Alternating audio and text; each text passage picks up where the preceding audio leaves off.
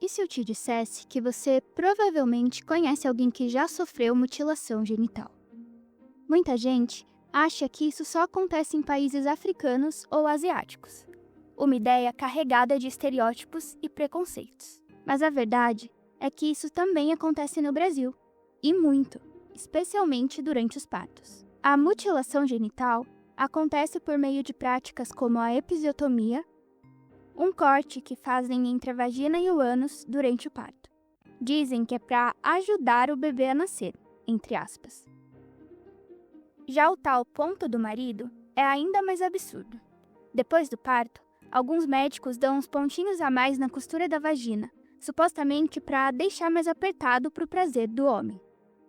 Isso mesmo, como se o corpo da mulher fosse do parceiro e não dela. Essas violências têm nome.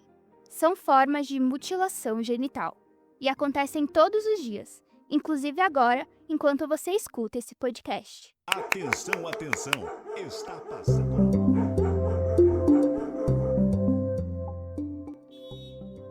Oi, vizinhas!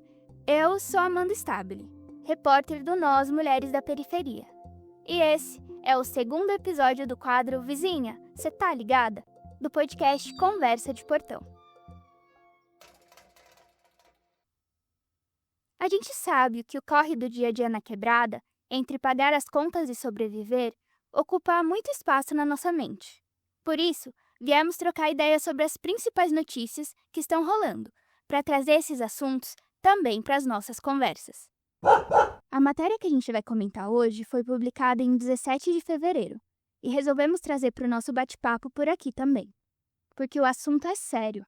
As mutilações genitais são extremamente naturalizadas no Brasil, especialmente durante o parto, um momento em que as mulheres estão em total vulnerabilidade. A pesquisa Nascer no Brasil, de 2014, revelou que 53,5% dos partos vaginais no país envolvem a realização da episiotomia. Um número alarmante, considerando que a OMS, a Organização Mundial da Saúde, recomenda que essa taxa seja inferior a 10%. Em 2018, a organização também reconheceu que não há qualquer evidência científica que apoie a realização do procedimento. Segundo a tese Não Tem Jeito, Vocês Vão Precisar Ouvir, Violência Obstétrica no Brasil, Construção do Termo, Seu Enfrentamento e Mudanças na Assistência Obstétrica, 1970 a 2015, de Larissa Velasquez de Souza, a episiotomia foi amplamente praticada no século XX, como um procedimento rotineiro durante o parto. Essa intervenção passou a ser justificada como uma forma de facilitar o nascimento e preservar a integridade genital da mulher. No entanto, a partir da década de 1980, estudos começaram a apontar que a prática traz mais prejuízos do que benefícios. Entre os efeitos negativos observados estão a dor prolongada, infecções e dificuldades na recuperação pós-parto. Já o ponto do marido, como falamos, é uma sutura exagerada na região vaginal com o objetivo de deixá-la mais apertada e aumentar o prazer masculino. A tese também resgata que a denúncia da naturalização dessas intervenções já acontece pelo menos desde 1970. Em um dos relatos publicado no livro The Women and Their Bodies, As Mulheres e Seus Corpos, em tradução livre, do Boston Women's Health Collective, por exemplo, o médico afirmou à paciente: "Eu fiz um bom trabalho costurando você. Você está mais apertada, como uma virgem. Seu marido deveria me agradecer." A fala representa como essas práticas refletem uma lógica patriarcal na assistência ao parto, marcado pela objetificação do corpo feminino e pela negligência de sua autonomia e bem-estar. O Nós Mulheres da Periferia denuncia há anos casos de mulheres atendidas pelo sistema de saúde brasileiro e vítimas dessas práticas de mutilação genital. E o racismo também se reflete nesse campo. Marli Soares, por exemplo, passou por episiotomia durante o nascimento de seu filho Luiz Felipe. Além disso, sofreu a manobra de Christeler, em que os médicos pressionam o útero para forçar a saída do bebê, prática condenada pelo Ministério da Saúde por expor mãe e bebê a riscos. Edith Neves, também mulher negra, teve seu bebê sem anestesia local durante a episiotomia e ainda foi silenciada por profissionais de saúde. Depois do parto, foi deixada sozinha em um espaço precário e obrigada a se deslocar sem auxílio antes de receber cuidados adequados. De acordo com o artigo A Cor da Dor, Iniquidades Raciais na Atenção Pré-Natal e ao Parto no Brasil, que analisou os dados da pesquisa Nascer no Brasil, apesar da episiotomia acontecer com menor frequência em mulheres pretas e pardas em relação às brancas, assim como Edith, as mulheres pretas recebem menos anestesia local antes do corte. Os autores ainda apontam que a crença racista de que pessoas negras são mais resistentes à dor pode influenciar essa prática, o que reforça estereótipos raciais documentados em outras pesquisas.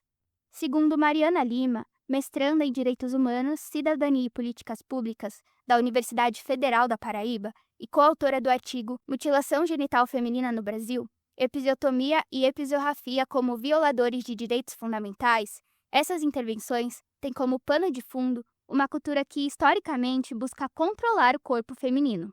Com certeza, são dispositivos de poder de uma sociedade patriarcal em que o corpo feminino está ali submisso a uma vontade, a uma violência machista.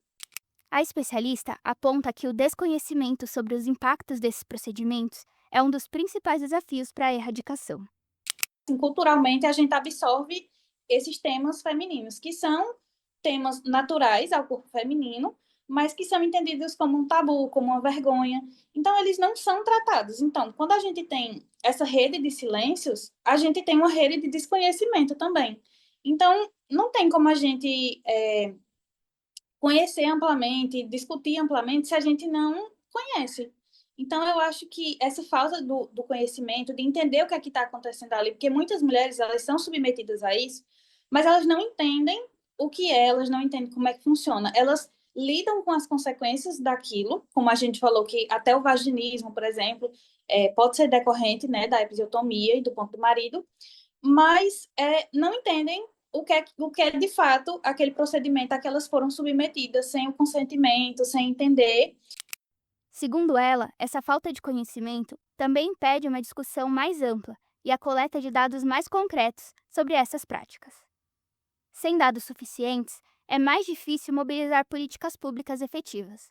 Além disso, a episiotomia ainda é usada como ferramenta de aprendizado para médicos em formação, sem consideração pelas necessidades das mulheres. Quando a gente para e olha para o cenário social, essa discussão ela muitas vezes não sai do âmbito acadêmico. Essa discussão ela fica ali por meio de artigos, ela fica para pessoas seletas que vão ler aqueles artigos, vão entender aqueles artigos, mas esses artigos, esses estudos, eles não chegam nessas mulheres que atravessam essa violência, sabe? Então, eu acho que uma maior discussão, assim, eu acho que seria muito importante mais discussão sobre o tema, mais visibilidade sobre o tema, até para trazer realmente essas políticas públicas de atenção. Depois de tudo isso, talvez a pergunta certa não seja mais: você conhece alguém que sofreu mutilação genital?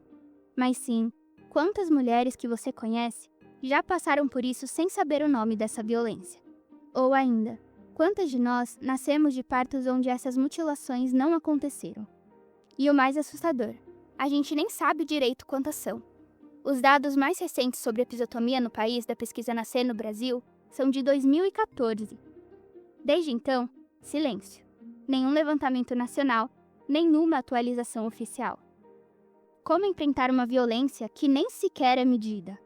Enquanto essas práticas forem tratadas como normais e continuarem fora das estatísticas, elas seguem acontecendo todos os dias, em silêncio, nos corpos das mulheres, principalmente negras e pobres. Vizinha, aqui vão mais algumas notícias que você precisa estar ligada sobre o mundão e que estão no site do Nós Mulheres da Periferia. A Isabelle Zacarias tem só 24 anos, mas já está fazendo história com arte na quebrada. Criadora da marca Isartes e moradora de Taipas, na zona noroeste de São Paulo, ela decidiu transformar as memórias das mulheres da sua família em resistência viva.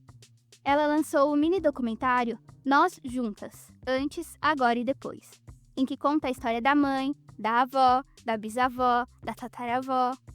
Tudo isso para mostrar como a ancestralidade feminina molda quem a gente é hoje, e foi além, organizou uma exposição coletiva com 21 artistas e 4 artesãs, a maioria da periferia, muitas estreando no mundo das artes visuais. A mostra está rolando no Centro Cultural da Juventude Ruth Cardoso, na Vila Nova Cachoeirinha, em São Paulo, e fica aberta até 15 de agosto. A comunidade bissexual sofre muito preconceito, até na mídia. Para mudar isso, saiu o Guia de Boas Práticas para Cobertura Jornalística sobre Bissexualidade, da jornalista e pesquisadora Jess Carvalho. O guia desmonta fake news, fala da diversidade bi e alerta para a bifobia, o preconceito que traz violência e exclusão. Também dá dicas para jornalistas usarem os termos certos e ouvirem quem entende do assunto. A publicação está disponível gratuitamente no site da editora Trôpego.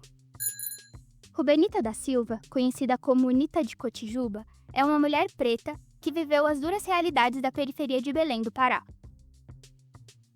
Doada pela mãe ainda criança, cresceu longe da infância, trabalhando desde cedo e enfrentando a violência e a pobreza do bairro onde viveu. Aos 26 anos, encontrou no Movimento dos Trabalhadores Sem Terra, o MST, um espaço para construir sua identidade e fortalecer sua luta. E foi lá que recebeu o nome Nita e passou a assumir papéis de liderança. Em 1996, esteve no massacre de Eldorado dos Carajás, quando a polícia atacou trabalhadores rurais acampados. Nita levou um tiro na mandíbula e passou anos em recuperação. Encontrou na ilha de Cotijuba um refúgio e um novo caminho na cultura local. Lá, voltou a cantar o carimbó, ritmo tradicional da região, transformando sua vivência e resistência em música.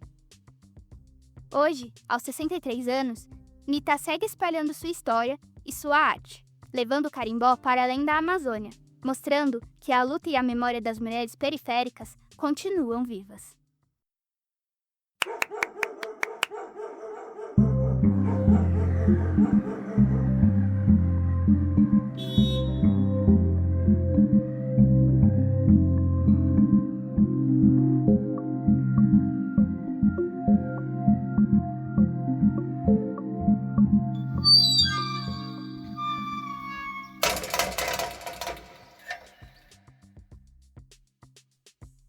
E essa foi a nossa conversa de portão de hoje. Muito obrigada a quem nos escutou até aqui.